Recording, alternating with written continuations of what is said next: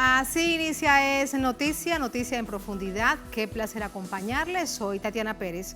Les saludo desde nuestra sede central en Caracas, en Venezuela. A partir de este momento, en la próxima hora, tenemos 3 temas que son noticia. Aquí están primero desplegados en titulares. En Noticia Ecuador, se cae la máscara de la candidatura derechista de Daniel Noboa y se presenta peor que el gobierno Lasso. Su fórmula a la vicepresidencia señala que de ganar en la segunda vuelta, se privatizaría la educación, la salud y el sistema de pensiones, ya que, según dicen, se debe volver al Estado a su lugar. Analizamos un plan contrario a la Constitución ecuatoriana y sus implicaciones. En Noticia Argentina, el gobierno anunció un plan de incentivos a las y los trabajadores públicos y privados por lo que resta del año. El anuncio coincide con la renegociación de la enorme deuda que dejó Macri con el Fondo Monetario Internacional y a 2 meses de la primera vuelta presidencial. ¿Cómo impactarán estas medidas en ese escenario? Vamos a analizarlo. En Noticia de España, abrimos comillas, no es un pico, es una agresión, cerramos comillas. Lo dijeron cientos de personas en Madrid, la capital, en una concentración contra el beso no consentido del presidente de la Federación de Fútbol a una jugadora. Lo que debería ser un asunto de consenso nacional es usado para caldear aún más el enredado proceso de investidura del próximo gobierno. Lo analizamos. En Noticia Casi comienza. Bienvenidos, bienvenidas. Feliz inicio de semana.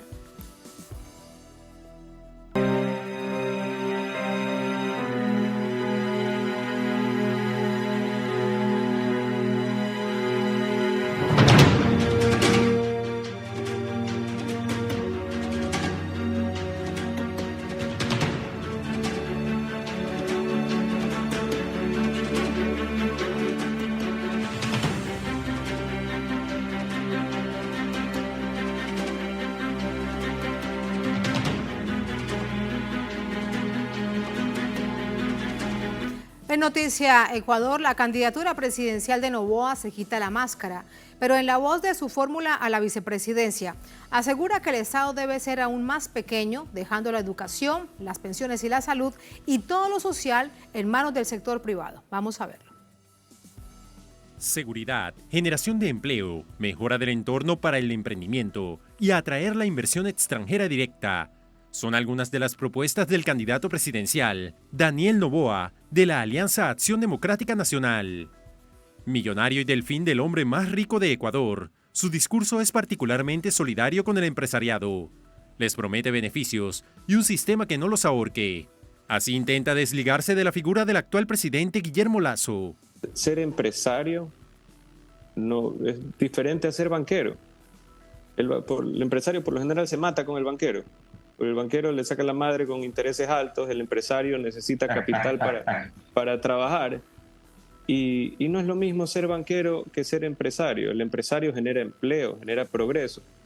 Aunque en su campaña política Noboa habla de igualdad de derechos y defender libertades, en la voz de su fórmula vicepresidencial, Verónica Abad, el plan es otro.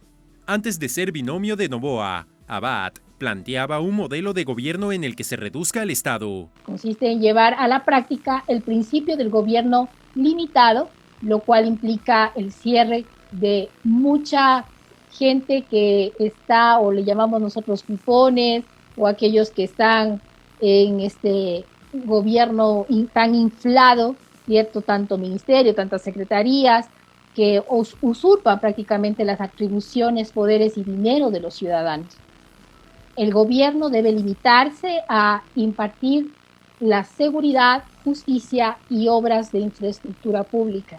Además, propone quitar al Estado la responsabilidad de cubrir derechos básicos, como la salud, la educación y las pensiones, es decir, privatizarlos. Tenemos que quitarle al gobierno de la parte económica, de la parte de educación, de la parte de salud, de la parte de jubilaciones y pensiones, ¿cierto? Bien. La tercera es la reforma educativa y responde al principio de la propiedad privada. ¿Qué quiere decir eso? También se tiene que privatizar para el pueblo. En redes sociales, el binomio de Noboa Se describía, entre otras cosas, como una mujer de derecha, liberal clásica, defensora de la vida, propiedad, gobierno limitado, libre empresa y competitividad, soñadora de un Ecuador republicano y capitalista. Revisamos este escenario, repercusiones con nuestra corresponsal en Quito, Elena Rodríguez. Elenita, adelante, muy buenas noches. Cuéntanos qué se ha dicho con respecto pues, a este sinceramiento de la fórmula vicepresidencial del candidato que va a segunda vuelta con Luisa González. Hola Tati, muy buenas noches. Primero te cuento que estamos en los exteriores del Consejo Nacional Electoral, solamente para informarte e informar a nuestra audiencia de Telesur en América Latina y el mundo que en pocos minutos, exactamente en 22 minutos, arrancará la sesión del Pleno del Consejo Nacional Electoral, donde las autoridades electorales también tenían previsto hablar sobre el voto telemático. Recuerden ustedes que el viernes, en horas de la noche, decidieron repetir las elecciones con respecto a los ecuatorianos que votaron en el exterior debido a las fallas registradas en la plataforma informática. Decidieron que tanto para asambleístas nacionales como los escaños correspondientes a esas circunscripciones, las elecciones se van a repetir. Con respecto a tu pregunta, pues a pesar de que Daniel Noboa, hijo del magnate bananero Álvaro Noboa, se define como de centro izquierda, y eso hay que decirlo porque según varios analistas ha tratado de mimetizarse, de disfrazarse de un candidato de izquierda, pues poco a poco vamos descubriendo pistas que nos revelan la verdadera intención de su plan de gobierno. Por ejemplo, en su plan de gobierno habla de aumentar los años de jubilación. El documento señala como una opción el aumentar la edad para que quienes aportan al sistema de pensiones ecuatoriano puedan acceder a una remuneración, a una compensación por cesantía, pero siempre y cuando se completen más años de lo que se ha establecido en la actualidad. Cosa que también tiene como similitud con lo que hizo el gobierno de Guillermo Lasso. Recuerden ustedes que el gobierno de Lasso creó una comisión aparentemente conformada por académicos, miembros de la sociedad civil. Digo aparentemente porque ellos también respondían a determinados intereses. Entre las propuestas de Guillermo Lasso para el sistema de jubilación y pensiones de Ecuador está aumentar precisamente los años de aportaciones. Ahí tienen una coincidencia entre los dos gobiernos, pero también las pistas vienen a través de su compañera de fórmula, Verónica Abad. ¿Quién es Verónica Abad? Hemos revisado algunas fuentes para saber quién es la candidata, el binomio, la compañera de fórmula de Daniel Noboa. Se presenta a través del medio GK, quizás encontramos el perfil más amplio, y allí se reseña que Verónica Abad es una cuencana de 46 años que según su currículum tiene una preparación de coaching empresarial. Ella no se coloca en la centroizquierda como lo hace Daniel Noboa, sino más bien se coloca en la derecha. Se autodefine como liberal y provida, es decir, está en contra de los derechos de las mujeres. También está en contra del acceso al aborto por violación. En las elecciones seccionales de 2023 postuló a la alcaldía de Cuenca, pero obtuvo un poco menos del 6%, es decir, en su ciudad natal tampoco ha sido reconocida como una política exitosa. Verónica Abad ha expresado su oposición al concepto de igualdad de género. En conmemoración del Día de la Mujer, el 8 de marzo de 2021, por ejemplo, compartió en su cuenta de Facebook que esta obsesión por la igualdad de género mediante la victimización busca solo privilegios del Estado, se empeña en acabar con cualquier igualdad ante la ley y no se percata que frena la creación de riqueza, que es lo que realmente nos libera y empodera tu propósito, tu sentido, tu felicidad. Esto, entre comillas, pues representa una aseveración de Verónica Abad en sus redes sociales. También ha trabajado en el sector público, trabajó en la Secretaría Técnica Ecuador Crece Sin Desnutrición, ahora mismo en el gobierno de Guillermo Lasso. Ha mostrado su simpatía por el gobierno de Guillermo Lasso, así como también su simpatía,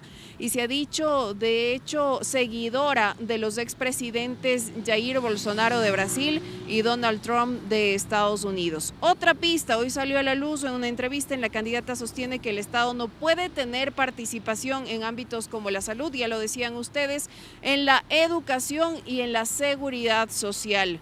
Ella sostiene que estos deben ser privatizados.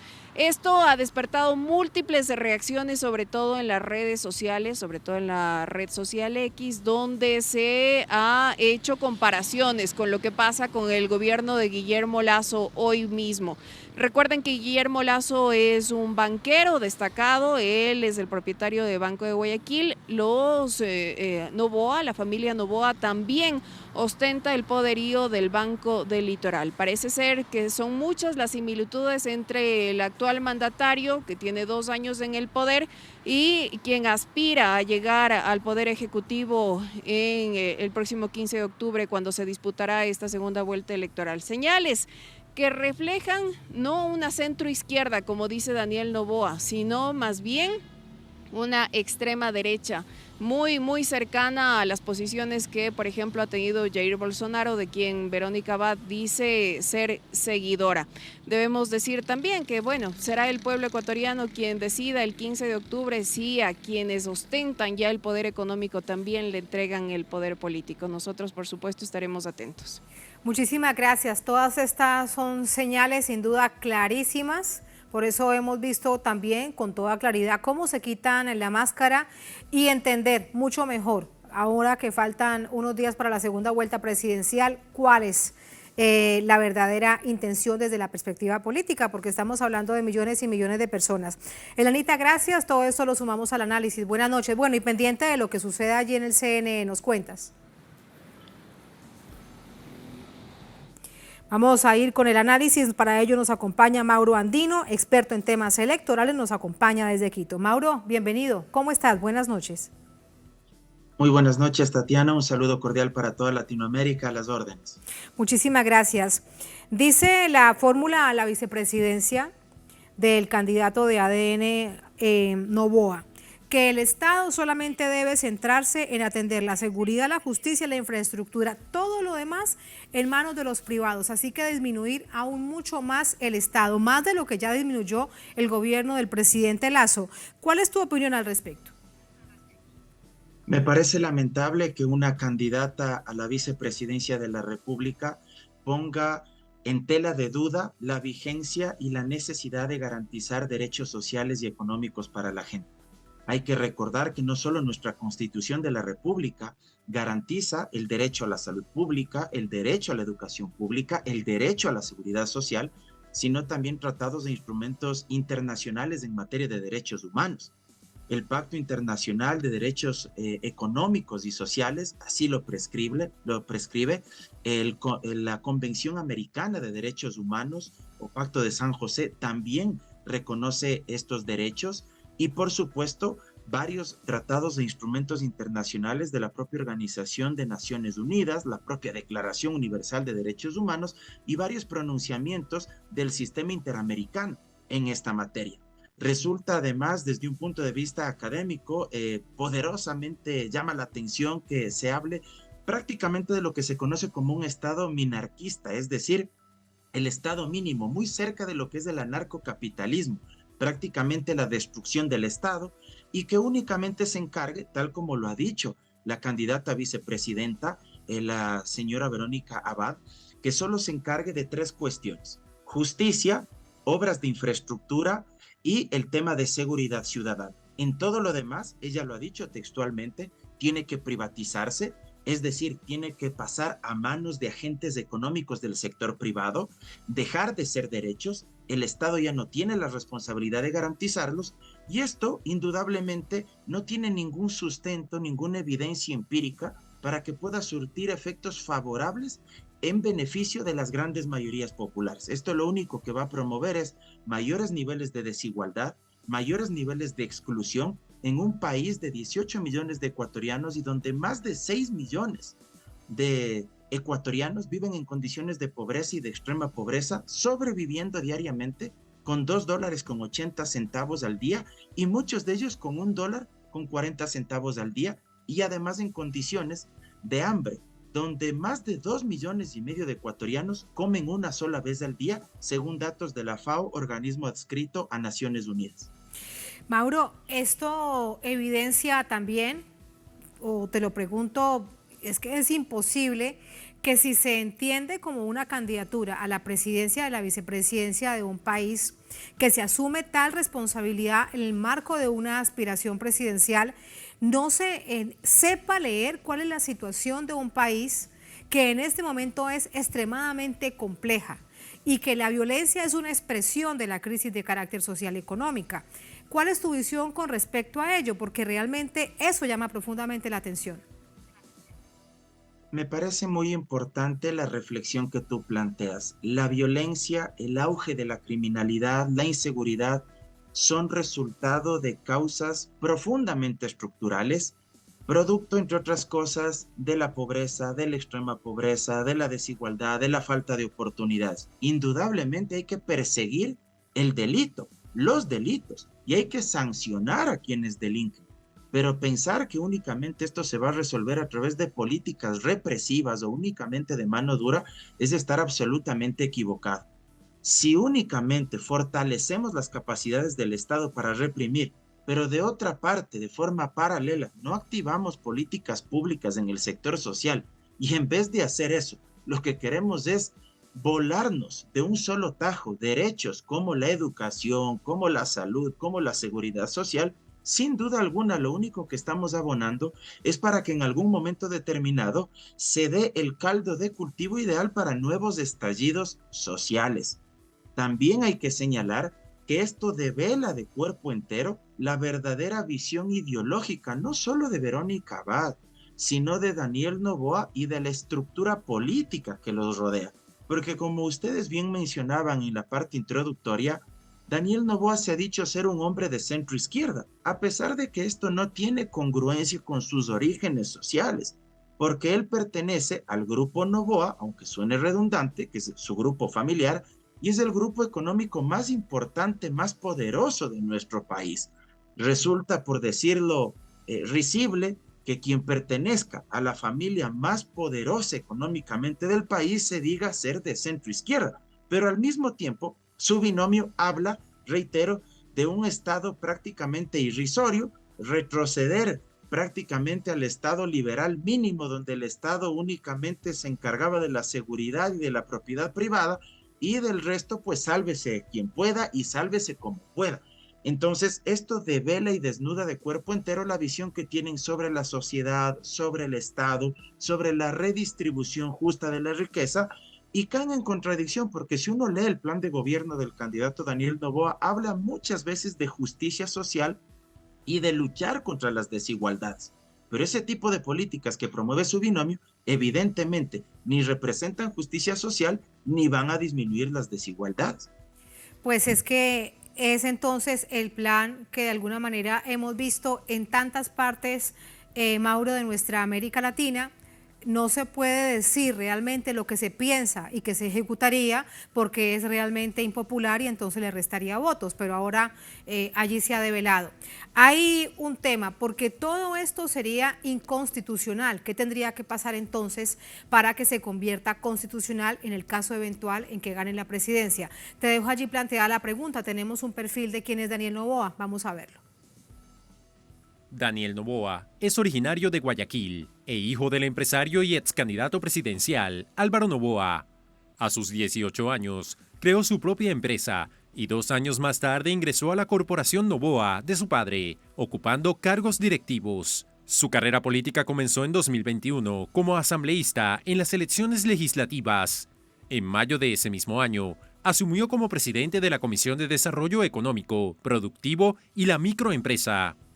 En 2023 estuvo a favor de la muerte cruzada ante la eliminación y el archivamiento de la Ley de Inversiones presentada por el gobierno de Guillermo Lasso. 2 meses después, se postuló a las elecciones presidenciales junto a Verónica Abad por el movimiento político Acción Democrática Nacional. Con apenas 35 años y poca experiencia en la política, el derechista Noboa obtuvo el 24% de los votos, avanzando a la segunda vuelta en la contienda, junto a la candidata de la Revolución Ciudadana, Luisa González. Analistas consideran que el asesinato de Fernando Villavicencio fundamentó un papel crucial al dejar votos indecisos que fueron captados por Noboa. Además, su popularidad es atribuida a su desenvolvimiento en el debate. Todo eso es parte de lo que sucedió en la primera vuelta. Mauro, ahí está parte del perfil para que nuestra América Latina conozca quién es el candidato que va a segunda vuelta presidencial con la representante de la Revolución Ciudadana, que quedó en primer lugar, Luisa González. Te preguntaba, ¿qué pasa entonces con la Constitución? ¿La echan, la tiran por la borda? Mira, creo que hay que hacer dos lecturas. Por un lado, una lectura jurídica y de otra parte, una lectura en términos democráticos. Desde el punto de vista jurídico, prácticamente quieren echarse abajo derechos que están constitucionalmente reconocidos, pero que en nuestro caso tendría que permitirles la Corte Constitucional. Yo aspiro que en el caso, en el supuesto no consentido de que Daniel Noboa llegue a la presidencia y los intentos de su binomio presidencial Verónica Abad se mantengan en el sentido de privatizar educación, salud y seguridad social, la Corte Constitucional no le dé paso.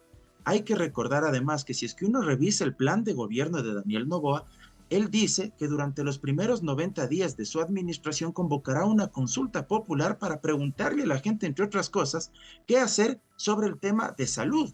Entonces ahí es cuando uno sospecha que las intenciones políticas podrían ser intentar dar pasos hacia una potencial privatización a través de una consulta popular que de alguna manera intente manipular a la opinión pública. Reitero, yo espero que la Corte Constitucional, si es que este fuera el escenario, no lo permita y evidentemente no se llegue a concretar.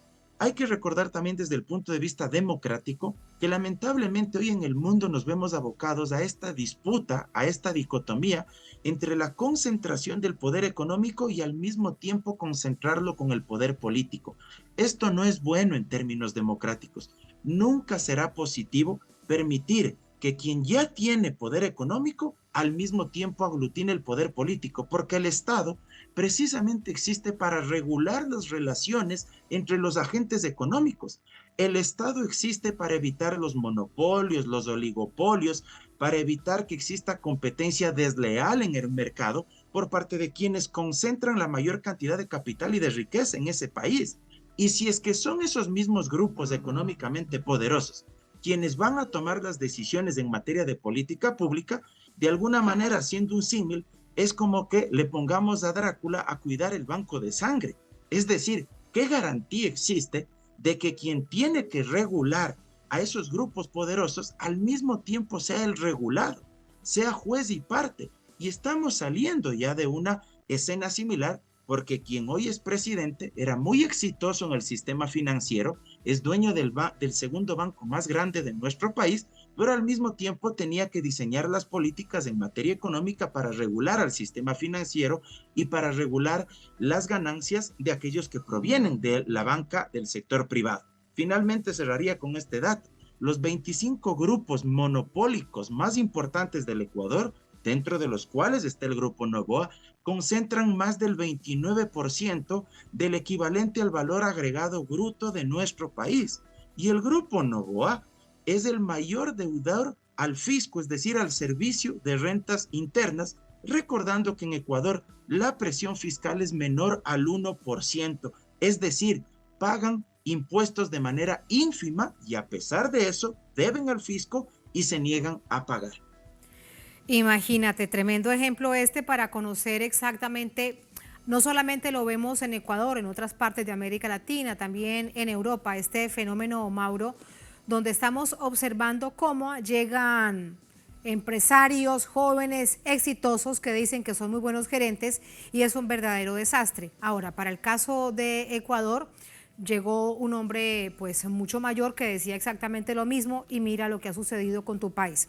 Para despedirte entonces, ¿cuál es la diferencia o cuánto es aún más ahora con todo lo que se conoce la cercanía que hay entre un Lasso y un Daniel Noboa? Yo creo que la más grande similitud que existe entre ambos actores políticos, el actual presidente Guillermo Lasso y el actual candidato Daniel Noboa, está atravesada por los intereses económicos que existen detrás de cada uno de los grupos que representan. Por un lado, tenemos un banquero que está ya a punto de dejar el mandato presidencial, pero de otra parte, tenemos a alguien que si bien no es banquero, pertenece al grupo económico más poderoso de este país y que tiene una serie de intereses diversificados en el mercado y en el sector comercial financiero de nuestro país. Solo permíteme citar un ejemplo. Si Daniel Noboa llegaría a ser presidente del Ecuador, yo pregunto y hago un llamado a la reflexión de los ecuatorianos. ¿De qué manera va a regular, por ejemplo, la relación entre productores, agricultores y exportadores de la fruta del banano, una de nuestras principales frutas y fuentes de exportación hacia el mundo entero? Si es sabido por todos que históricamente han existido serios problemas entre el grupo Noboa al que él pertenece por la fijación del precio de la caja del banano, porque los exportadores a los que él pertenece generalmente no quieren pagarles un precio justo a los productores, a los pequeños, medianos agricultores de la fruta. Y esto ha requerido la intervención del Estado, en su momento de los ministros de Agricultura de turno, para tratar de fijar un precio justo y que los exportadores no se aprovechen de la necesidad de los medianos y pequeños productores. Pregunto nuevamente, si es que él va a ser presidente, ¿cómo se va a regular esa relación? ¿Va a actuar favoreciendo al grupo Noboa o va a actuar de manera justa para favorecer a los medianos y pequeños agricultores? La verdad es que uno tendría la respuesta conociendo la experiencia de tu país, de varias naciones de nuestra América Latina, de cómo actúan los empresarios que llegan a ser gobierno. La respuesta está allí, pero bueno, que sea el pueblo quien decida en la próxima elección, en la segunda vuelta presidencial. Mauro, gracias, buenas noches. Muchas gracias a ti, siempre a las órdenes. Hasta luego, un abrazo, muchas gracias. Así vamos a la primera pausa en esta emisión de Es Noticia. Al volver en Noticia Argentina, el gobierno anuncia un plan de incentivos a las y los trabajadores públicos y privados por lo que resta del año. El anuncio coincide con la renegociación de la enorme deuda que dejó Macri con el Fondo Monetario Internacional y a 2 meses de la primera vuelta presidencial. ¿Cómo impactarán esas medidas en este contexto? Vamos a analizarlo al volver en Es Noticia.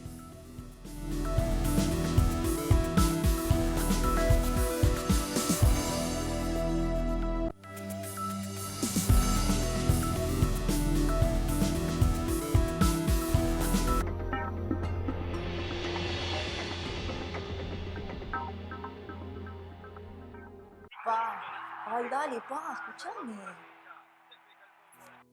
Mirá lo que tengo para mostrarte. Así vas a estar en 10 años. ¿Cómo te ves? Mira, me veo bastante fachero, Sí. Tranquilo y sobre todo jubilado. Ah, ¿te vas a jubilar? Sí, ya me estoy encargando de eso. Qué bueno. Pues dale, prende. Si te faltan hasta 10 años para cumplir la edad para jubilarte y adeudas aportes, ahora los podés regularizar con el nuevo plan de pago de deuda previsional. Tu esfuerzo cuenta. ANSES, Argentina Presidencia. Desde Colombia hasta Siria, Telesur conecta fronteras. Telesur siempre da más.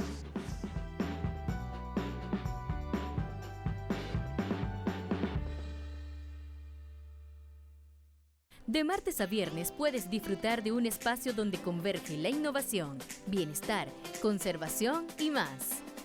Martes, entérate de las alternativas y recomendaciones para cuidar de tu bienestar en Guía a tu Cuerpo. Miércoles, la importancia medioambiental y su impacto en nuestro planeta con Zona Verde. Mantente al día con los avances tecnológicos con Atomu. Viernes, conoce la historia cultural de América Latina en Vidas. De martes a viernes, solo por Telesur. Contacta a tu operador de cable y pide la señal de Telesur HD, así de sencillo. En inglés se transmite a través del satélite IS-14 para Latinoamérica y el Caribe. Y para nuestros pueblos de habla hispana, el satélite IS-34 en América y Europa. Haciendo más fuerte nuestra huella mundial, porque Telesur siempre da más.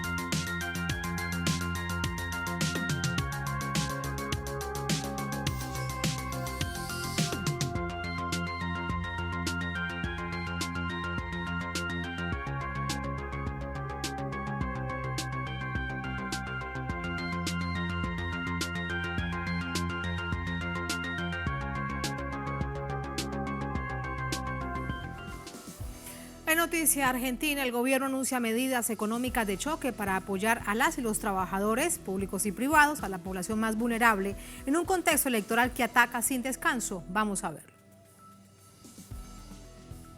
Este domingo, el ministro de Economía y candidato presidencial, Sergio Massa, puso en marcha el nuevo programa de fortalecimiento de la actividad económica e ingreso, con el objetivo de ayudar a las familias argentinas tras los efectos de la devaluación de la moneda local y la inflación.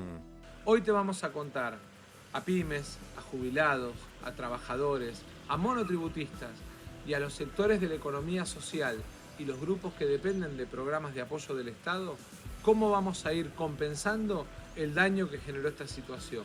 Massa aseguró que las medidas comprenden beneficios, créditos y quitas de impuestos, además del impulso de la agroproducción y fortalecimiento de las exportaciones. En su cuenta en redes sociales, los trabajadores de Prensa por la Patria apoyaron la misiva y resaltaron que el poder adquisitivo empeoraría en una administración bajo Milei o Bullrich. A su vez, la Confederación General del Trabajo ratificó su respaldo al ministro de Economía y a las medidas anunciadas en un comunicado. Por su parte, sus contendientes, Javier Milei del Partido Libertad Avanza y Patricia Bullrich, de Juntos por el Cambio, la tildaron de populistas. El funcionario recordó que la reciente devaluación de la moneda es resultado de la deuda que contrajo el país con el Fondo Monetario Internacional durante la gestión de Mauricio Macri, de más de 55.000 millones de dólares, y el sector productivo por la sequía. En cuanto a la carrera presidencial, a semanas de las PASO, varias encuestas reflejan un escenario de balotaje entre los principales contendores. Un estudio de investigación por la consultora Analogías indica que Milei tuvo el 32,1% de las preferencias de los consultados, Massa trepó al 26,8% y Bullrich quedó en 20,9%. El sondeo de Opinaya, Milei obtendría el 35% de los votos, Massa quedaría en segundo lugar con el 25% y Bullrich se ubicaría tercera con el 23%. Una tercera encuesta por parte de CB Consultora otorgó a Milei el 32,3% de intención de voto, a Massa con el 28,1% y a Bullrich con el 25,3%.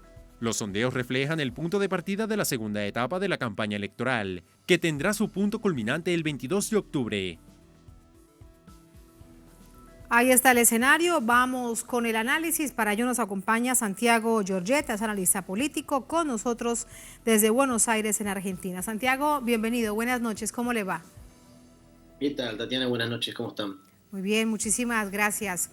¿Qué impacto crees que tendrá en la población, en los trabajadores públicos, privados, en las personas de a pie, en el rebusque diario, estas medidas que anunció la víspera el ministro de Economía?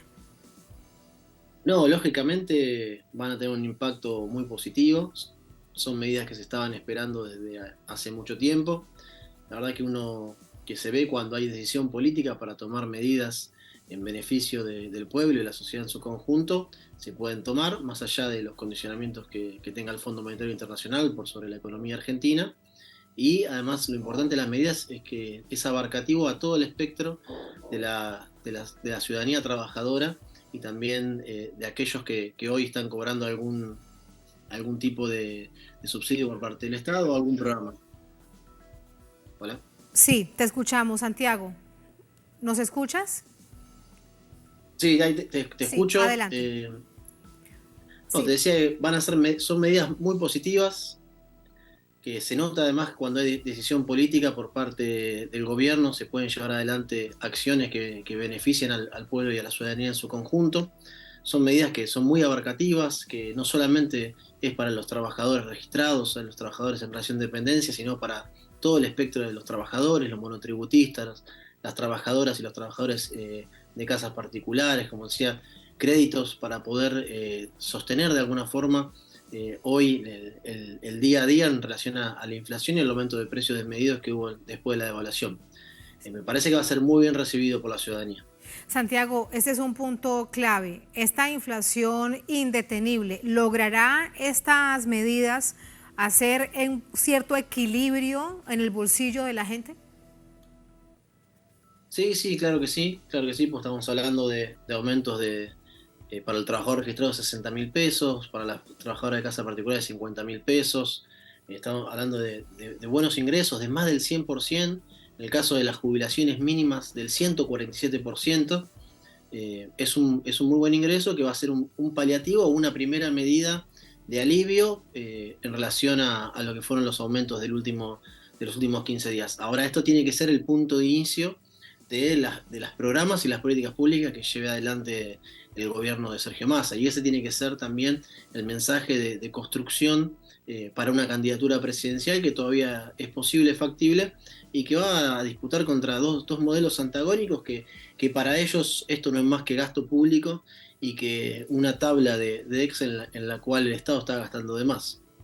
Pero para esto, en la segunda etapa se necesitarían más recursos y el gobierno en esto ha sido bastante sincero. Se mantiene esta renegociación tan compleja, tan tensa con el Fondo Monetario Internacional y las reservas escasean en el Banco Central. ¿Cómo ves esto entonces?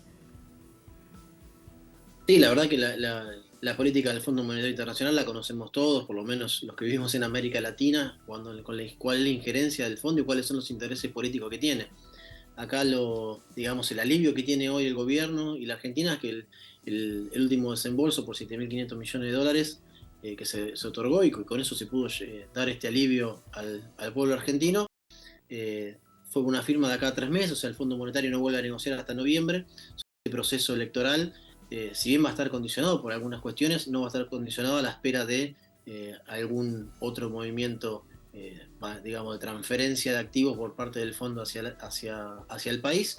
Y estos anuncios, estamos hablando de que son de a 30, a 60 y hasta 90 días. Si bien son anuncios que uno lo puede tomar como electoralistas, también son anuncios que son muy necesarios. Por supuesto, es que van en doble vía, eran esperados, bien lo recordabas, por la población más necesitada en medio de esas complejidades económicas y se dan en un contexto electoral, así que sin duda tienen una lectura político-electoral.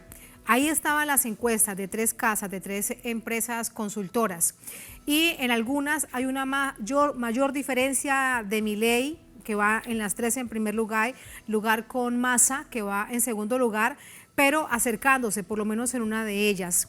¿Crees que estas medidas impactarán realmente en la candidatura de Massa de Unión por la Patria? Sí, sin duda que van a impactar. Me parece los estudios que nombrabas recién, hay 2 consultoras a las cuales nosotros nos referenciamos y vamos a decir que creemos en los números que publican, que son CB Consultora y Analogías, que lo que están mostrando hoy es un escenario estable respecto al resultado electoral, que no debería haber cambiado demasiado, pero tuvimos una devaluación de más del 20% de la moneda el día lunes, entonces es una buena noticia que no se haya movido el escenario de forma abrupta. Ahora sí, las medidas estas se van a empezar a percibir recién a fin del mes que viene. Me imagino que sobre esa fecha vamos a empezar a ver ese movimiento de, más que nada, la ciudadanía que eligió no ir a votar, no presentarse a elegir representantes en la elección PASO, que fueron 11 millones de argentinos y argentinas, que bueno, los tenemos identificados que son sectores de nivel socioeconómico más bajo y también sectores que siempre se referenciaron por acompañar al partido peronista. Ahora sí, ¿por qué no se acercaron en las PASO? Y bueno, porque estaban siendo muy castigados por la inflación, estaban siendo muy castigados por la falta, o no la falta de trabajo, sino el bajo salario que se está percibiendo hoy en la Argentina. Me parece que estas medidas apuntan a eso y además, como te decía, son medidas complementarias hacia todos los sectores, hacia las clases bajas, hacia las clases medias y también hacia aquellos que ganan hasta más de 400.000 pesos por mes. Para graficarlos estamos hablando de más de 500, 600 dólares por mes, donde hay un montón de alivios impositivos y también para diferentes cuestiones. Entonces me parece que es importante la transversalidad que tienen los anuncios económicos, que se busca a toda la población beneficiar, porque estamos en un momento muy complejo, pero aquellos que son los más necesitados son los que hoy el Estado está más presente y le está otorgando ese alivio que tanto necesitaba. ¿Llega tarde? ¿Qué opinas? ¿O demasiado tarde? ¿Extremadamente tarde? ¿Poco tarde? ¿Cuál es ese calificativo que le das después de las PASO a estas medidas? ¿Poco, mucho, más o menos? Si fuera una encuesta, vamos a decir que llega un poco tarde. Llega un poco tarde porque estamos a 60 días de la elección general, donde se puede terminar de definir quién es el próximo presidente o presidenta del país. Ahora, ¿llega tarde? ¿Por qué hay que pensar que llega tarde? ¿Llega tarde porque el ministro Sergio Massa no quiso implementarlo o llega tarde porque el Fondo Monetario Internacional condicionó la asistencia que tenía respecto a qué medidas se iban a publicar? El ministro y el candidato presidente Massa lo dijo muy claro, el Fondo Monetario quería una devaluación del 100% a cambio de girar los fondos, una extorsión a simple vista, y además también pensando cuál es la lógica del otorgamiento del préstamo inicial que fue pedido por Mauricio Macri en el año 2018 por más de 45.000 millones de dólares, de los cuales no se sabe a dónde terminaron esa cantidad de dólares, y está atado el país a una serie de pagos y vencimientos que son imposibles de pagar, no solo con todas las cuestiones que tuvo que afrontar el país, como fue la pandemia, que lo afrontó todo el mundo, sino también con una de las sequías más grandes de los últimos años, donde se perdió nada más y nada menos que el 25% de la cosecha, que es el principal activo de dólares del país. Es que han sido una conjunción de hechos que se han registrado en estos años extremadamente difíciles para la Argentina. Sobre un tema que no hay consenso desde distintos sectores de analistas políticos y económicos, es que un sector dice no se debió pagar la deuda con el Fondo Monetario Internacional, no se debió legitimar porque fue ilegal, porque la manera en que se hizo no cumplía las normas ni estándares internacionales. Otro sector dice Santiago, es que había que hacerlo porque era cerrarnos la puerta al mundo, irnos por un barranco. ¿Cuál es tu opinión entre estas? No, a ver, acá nosotros participamos de una coalición de gobierno con muchas miradas y diferentes opiniones. Había una que era transversal, en la cual todos pensaban lo mismo, desde Cristina Kirchner, Alberto Fernández y Sergio Massa. El acuerdo con el fondo, de alguna u otra manera, había que pagarlo. ¿Se firmó un mal acuerdo o no, una mala renegociación? Eso podemos decir que sí. Ahora, no firmar el acuerdo y porque el acuerdo no es válido, se iba a terminar discutiendo en un juzgado en Nueva York. O sea, ya sabes, la sentencia ya estaba firmada a favor de quién iba a ser. Me parece que sí, el acuerdo había que pagarlo, había que renegociarlo mejor. Eso es la discusión que se dio. Creemos que de la forma en que se renegoció el acuerdo con el ministro anterior, Martín Guzmán, no fue la adecuada, teniendo en cuenta no solo la pandemia, sino la guerra en Ucrania y la sequía, pero sí había una certeza, que el acuerdo había que cumplirlo. Muchísimas gracias por ese análisis, Santiago. Buenas noches. Que tengan buenas noches. Buenas noches, hasta luego. Así vamos a la última pausa en esta emisión de Es Noticia. Al volver en Noticia, España. No es un pico, es una agresión. Dijeron hoy cientos de personas en Madrid en una concentración contra el beso no consentido del presidente de la Federación de Fútbol a una jugadora. Lo que debería ser un asunto de consenso es usado para caldear aún más el enredado proceso de investidura para el próximo gobierno. Lo analizamos al volver en Es Noticia.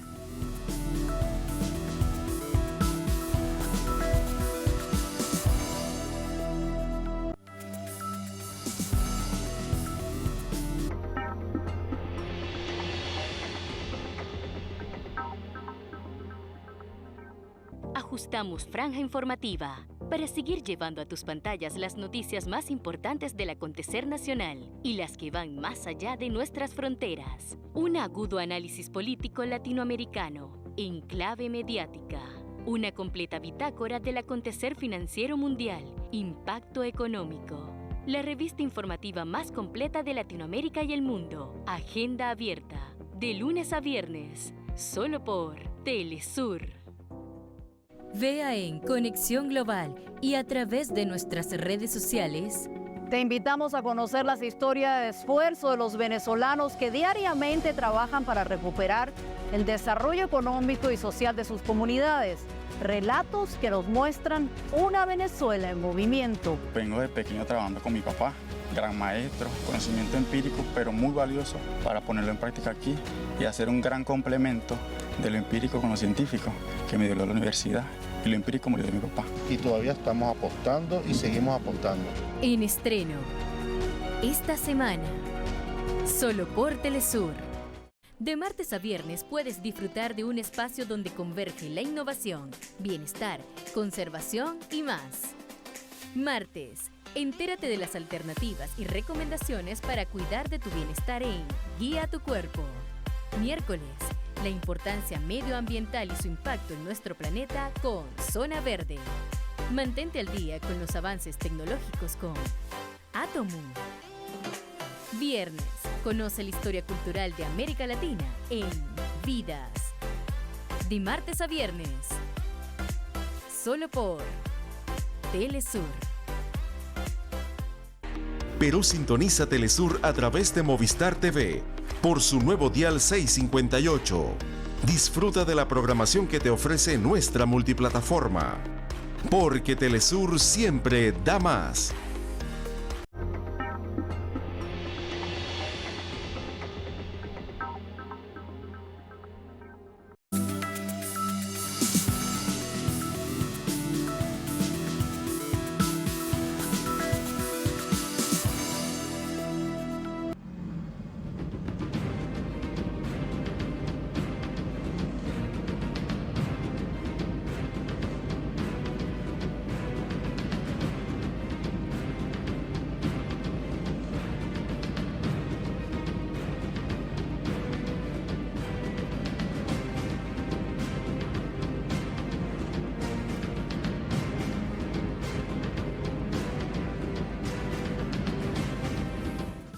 En Noticia España, este lunes la ciudad de Madrid, la capital, fue escenario de movilizaciones y concentraciones en las que se exigía la salida del presidente de la Real Federación de Fútbol por el beso no consentido a una jugadora.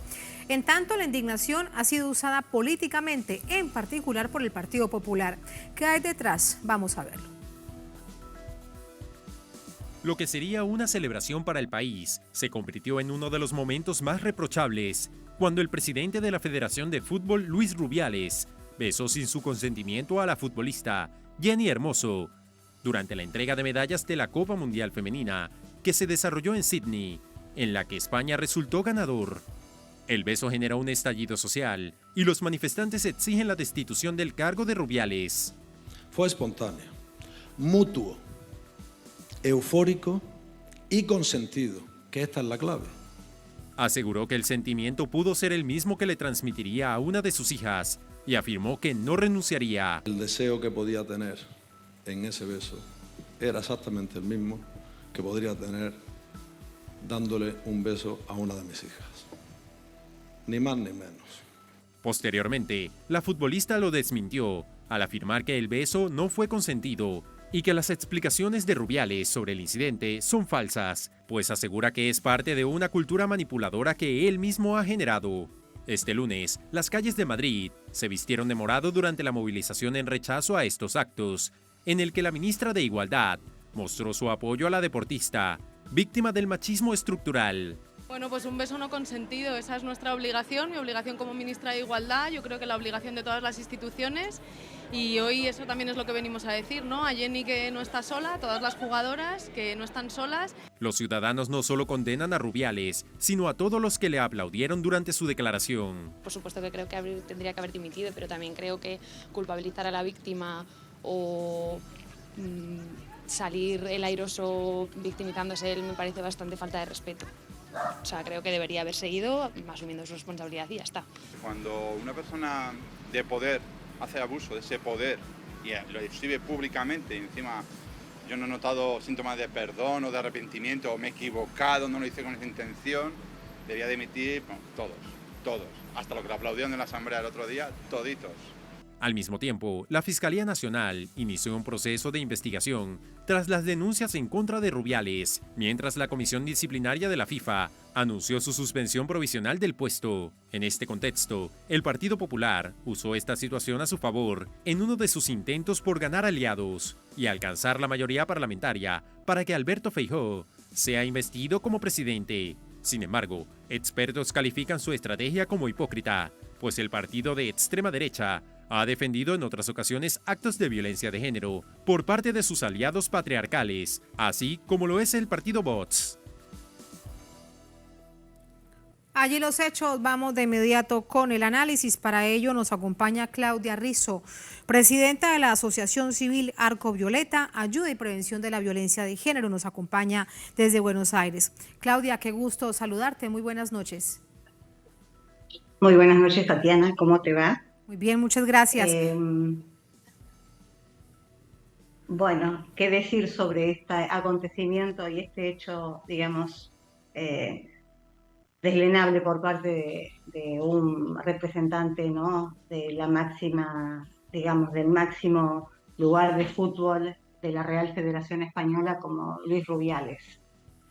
Pero Sí. bueno, este es un hecho que sucede de una manera, digamos, normalizada dentro de lo que es el deporte. No es nada que dentro de lo que es nuestra asociación civil nos sorprenda. Sí, Claudia, aquí hay un hecho que llama mucho la atención, varias aristas. Una es que es un verdadero abuso de poder con respecto a una jugadora que luego trata de ser revictimizada. ¿Qué significa esto? Y en cualquier parte del mundo, porque parece que es algo reiterado. Bueno, ese es el punto. El punto es la revictimización de una mujer, en este caso de Jennifer Hermoso, sobre un hecho que estuvo a la vista de todos y que tuvo que salir a hablar y a decir y a dar su testimonio de que fue un acto lisa y llanamente no consentido, y que nuevamente la mujer, como en todos los casos donde hay violencia, acoso, tiene que dar testimonio de algo que está a la vista, ¿no? Eso es una de las conductas más imperdonables e inconsentibles dentro de lo que es la violencia de género. Que las mujeres tenemos que dar siempre un testimonio de algo que ocurrió, de algo que sucedió, y de que nuestra verdad parece que siempre está sometida a juicio del patriarcado, ¿no?, o del machismo. Y además a un juicio también en los medios de comunicación, un juicio mediático en donde una cantidad de personas se creen con el derecho de opinar sobre un asunto tan delicado y sobre el que además aquí te hago la pregunta, Claudia, debería existir un consenso, para este caso un consenso nacional en España. Es que no puede haber un beso sin consentimiento, parecería algo pues como de sentido común, pero resulta que no lo es. No, para nada de sentido común. De hecho, hoy hubo una gran manifestación, una gran movilización en España, donde asistieron diferentes colectivos de mujeres feministas, inclusive Inés Montero, digamos, dando cuenta de esta agresión, ¿no? Esto no es algo que suceda a menudo, pero España, el colectivo feminista de España y el colectivo de mujeres en España está muy bien posicionado con respecto a cómo deben ser y qué deben ser todos los derechos y todas las igualdades sobre las mujeres y diversidades. Algo que sucede en Argentina con el movimiento y con la Marea Verde, donde las mujeres somos quienes tomamos la posta y hablamos y nos ponemos al frente de situaciones de violencia, de situaciones de desigualdad, de situaciones de derecho, de las que venimos siendo todo el tiempo juzgadas, acosadas y sometidas. Creo que España da cuenta de un gran movimiento, y que los medios de comunicación deben hacerse eco, porque los medios de comunicación, por lo menos los medios de comunicación hegemónicos en gran parte de América Latina y del mundo, sostienen una mirada sobre el feminismo y sobre los derechos de las mujeres poco feliz. Entonces, eso debe ser revisado. Muchas cosas deben ser revisadas. Por último, Claudia, ¿por qué crees que se le intenta dar un uso político a algo tan delicado, que incluso puede revertirse para este caso al Partido Popular, a los populares, de cara a una investidura que es un hecho netamente político? Necesitan los votos para que Alberto Núñez Feijóo sea investido en la presidencia del gobierno. Y este asunto, que reitero debería ser un tema de consenso nacional, de reproche nacional, es usado políticamente. Yo creo que el uso político de lo que tiene que ver con los derechos de las mujeres es algo usual. A mí me parece, y a nosotros nos parece, que los hechos políticos siempre están, siguen avasallando los derechos de las mujeres. Creo que hay un poder real, no nos olvidemos que todos los poderes que tienen que ver con lo que es el deporte, sin nombrar, porque todos sabemos quiénes son un poder que tiene muchísima presión sobre lo político. De hecho, te puedo dar cuenta de que aquí en la Argentina se quiere sancionar la ley de paridad de género en el deporte y hubo quienes quisieron frenarla. Cuando digo esto, ¿de qué estoy hablando? De que las comisiones directivas de todos los clubes de nuestro país deben ser consensuadas con una paridad de género, avalando no solamente la paridad de género, sino también los protocolos en situaciones de violencia de género, y aquí salió media sanción en diputados y no salió a senadores. Y todos suponemos que es lo mismo por una presión política. Los clubes de muchísima importancia, ¿no?, de los más relevantes, así como las federaciones, así como la Real Federación Española y todas las federaciones mundiales, hacen una gran presión para que esto no suceda, porque hay, digamos, connivencia política. Un ejemplo más para entenderlo. Claudia, gracias por tus reflexiones. Muy buenas noches. Muy buenas noches, muchísimas gracias. Muchas gracias. A ustedes gracias por habernos acompañado. Ponemos punto final a esta emisión de Noticia. Un placer, hasta mañana, sigan con nosotros.